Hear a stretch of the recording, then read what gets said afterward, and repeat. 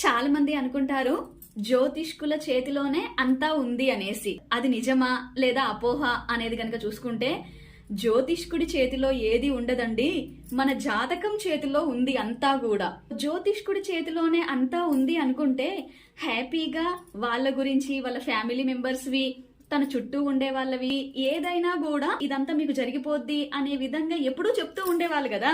But ఎప్పుడూ గాని జ్యోతిష్కుడి యొక్క ధర్మం ఏంటి అంటే, మన వ్యక్తిగత జాతకంలో మనం ఎలాంటి ప్రారబ్ధ కర్మనైతే తెచ్చుకున్నామో దానిని కొలవడానికి ఏ పరికరాలు లేవు కాబట్టి భగవంతుడిచ్చినటువంటి జ్యోతిష్ శాస్త్రం ద్వారా మాత్రమే భగవంతుడి ఆజ్ఞ చేత ముందుకు వెళ్తున్న దైవజ్ఞులు దానిని కనుక్కొని దానిని మనకి చెప్పగలుగుతారు.